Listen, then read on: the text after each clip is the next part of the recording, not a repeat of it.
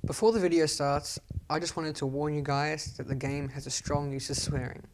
So, yeah, you've been warned. Anyways, let's get right into the video.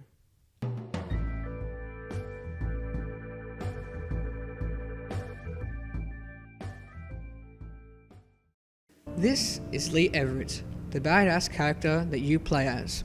While the sheriff is driving you to prison for manslaughter, he smashes into a zombie, aka a walker. The car flips off the road and the sheriff dies becoming a walker, but you deal with that and escape over the top of a fence. You go to look for help, but stumble upon a little girl named Clementine. You eventually find help from a guy called Sean, and he drives you to his farm where you end up meeting Herschel, Kenny, Karcher, and their son Duck. After Duck accidentally runs over Sean's leg, I tried to save him, but yeah. Herschel didn't like this, so he got kicked off the farm with Kenny and his family. Get the fuck out of here! We head over to an abandoned drugstore and meet a group of people consisting of Carly, Doug, Glenn, as well as Lily and her father Larry. Larry thinks Duck was bitten and goes on a big rant. After his complaining and lots of swearing, Shut the fuck up. he gets a heart attack. Serves the guy right. You then go looking for some meds for Larry. My pills. Carly then finds out who you are. You're Lee Everett. You're a professor at Athens who killed a state senator who was sleeping with your wife. This is your parents' store. You eventually find the keys to the pill room on your undead brother, and when you open the pill room, wee-oo, the alarm goes off, attracting all the walkers in the area. You then have to make the difficult choice of saving Carly or Doug. I chose to save Carly because she was cool. Sorry about that, Doug. You were just a bit too boring for me. The group and you leave the drugstore, but as you leave, Larry knocks you down, but our good friend Kenny comes to our rescue. Lee and the group take refuge in an abandoned motel.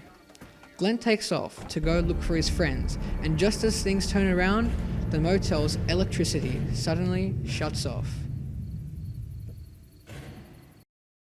Lee comes back with a brand new outfit. Oh yeah, fancy Lee. Then you and newcomer Mark take a walk through the woods. Lee and Mark hear a scream and go to help a group of guys with one of their legs stuck in a bear trap. With walkers storming to you, there is no time. You chop the guy's legs off and head back to the motel. Upon arrival, Lily is mad and gives you the task of handing out the scarce resource of food, only enough for 4 out of the 10 people. Karcher tries to save the guy, but he eventually bleeds out and turns into a walker. A new guy Ben then informs us on the hard truth. It's not the bite that does it. You come back no matter how you die.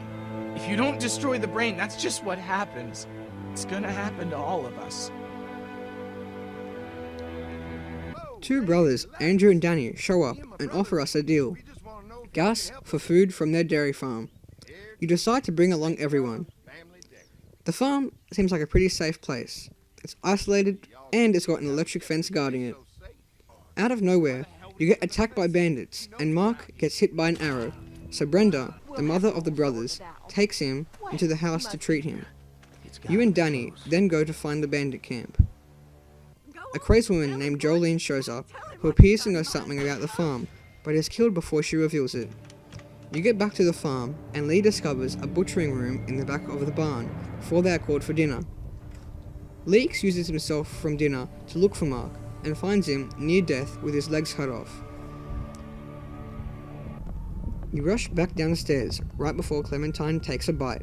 Clementine, no! They're feeding us people! Lee, Jesus, man. Lee is knocked out and wakes up in a meat locker with the rest of the crew. Larry then has a heart attack and faints.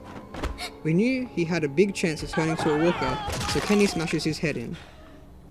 We found our way out and quickly rescued the rest of the group from the farm. On the way back, the group finds an abandoned car with food and supplies. We then find out that the crazed woman Jolene was watching us the whole time at the motel.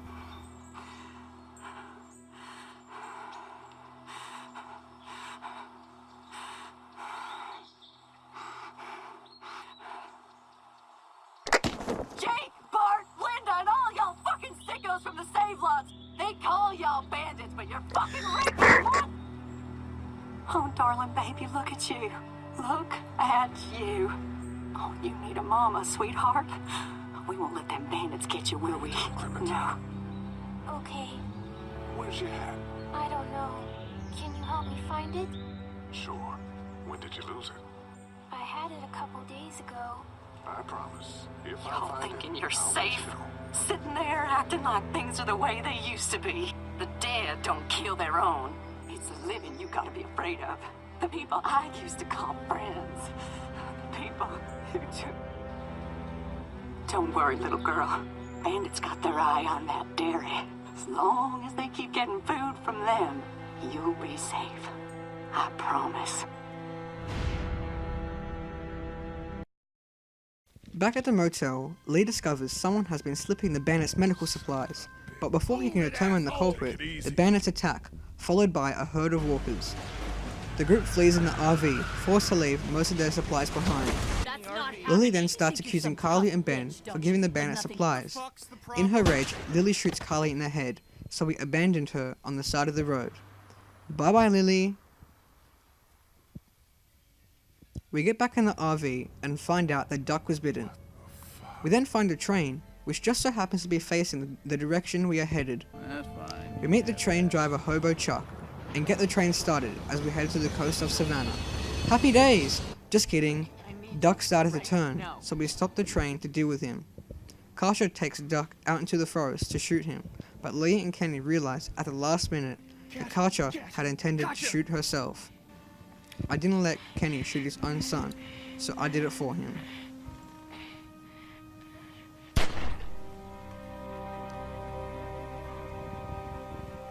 Ben then tells Lee that it was him slipping the bandits medical supplies. Lee then taught Clementine how to shoot. The train gets to a bridge, to be blocked by a gas truck. You then meet Omid and Krista, who help you get the truck out of the way by using a blowtorch. A horde of walkers appear, and Omid injures his leg, but we manage to escape. As the group gets closer to Savannah, Clementine's walkie-talkie suddenly turns on, with the voice on the other end speaking to Clementine. What the?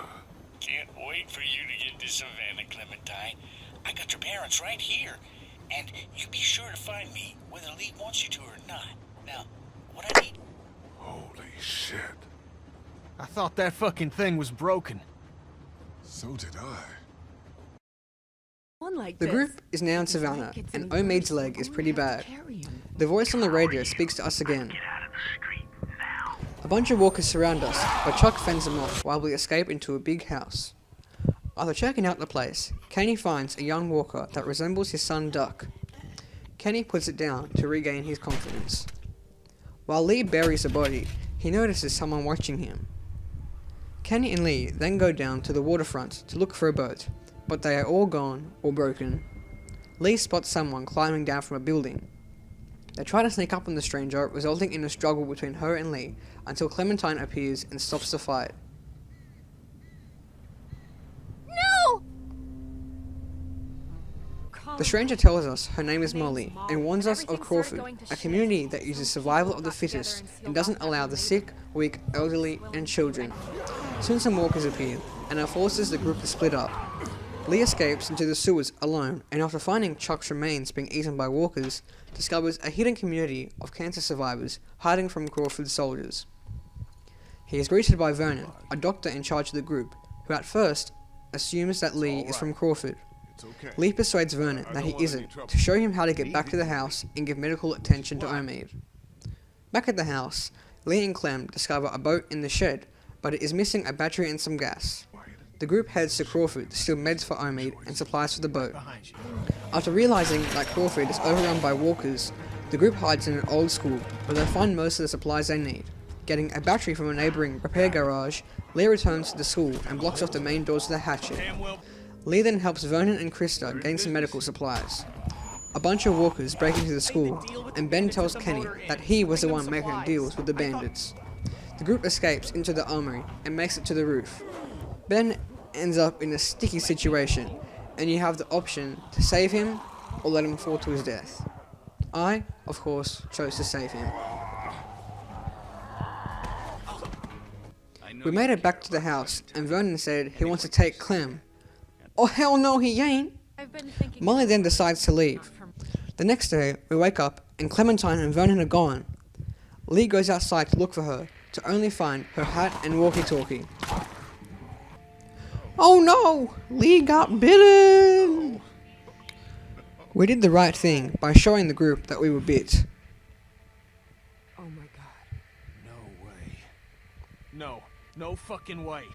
You go with your group to look for Clementine at Vernon's hideout. We get there, and there's no sign of them, until suddenly, Clementine is heard through the walkie-talkie. Lee thinks Vernon was the one who took her, but... Clementine, are you all right? Where are you? Vernon, you son of a bitch! Hello, Lee.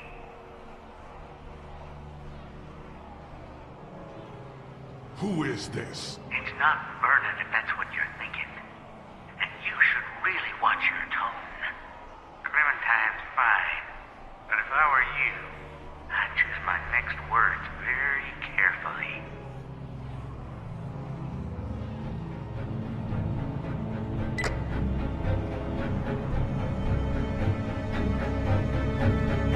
Lee continues to speak with the stranger, who claims he hasn't stolen Clementine, but rescued her from Lee.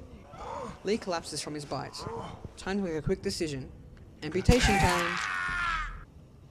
It's so bad. You head back to the house and find out that Vernon and the cancer survivors stole the boat. What the fuck? A horde of walkers come, so you lock down the house. The walkers break in through the windows, so you escape into the attic, where you bust through a wall into the next room.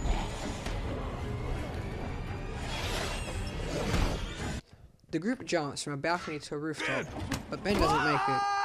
The balcony collapses and impales Ben. We go down to help, but as walkers crowd the alley, we try to help Kenny save Ben, but he forces us away and uses his last bullet to put Ben out of his misery. Kenny is presumably taken by the horde of walkers. Goodbye, Kenny. With only Omid, Krista, and Lee remaining, the trio reach the coast and attempt to cross rooftops over a sign. However, Lee is separated from them and tells them to meet back near the train. As Badass Lee fights his way through the walkers in the street, he reaches the Marsh House Hotel, where he ends up meeting Clementine's captor.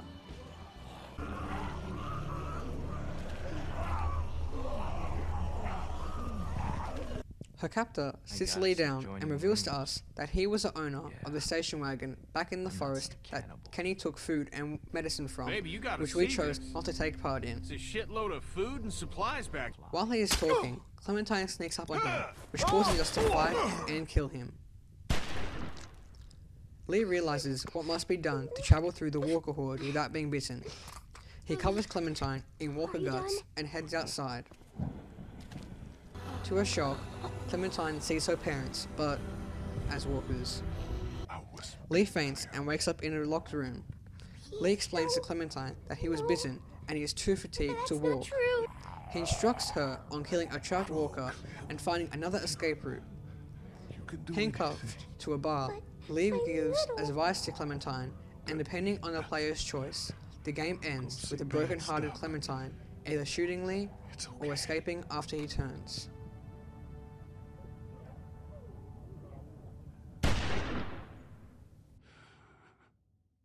With Lee gone and no group, where will Clementine go? Will Omid and Krista potentially find her? What is going to happen? Find out with me in my next videos on a blind playthrough of The Walking Dead Season 2. If you enjoyed the video, make sure to like, subscribe, and share.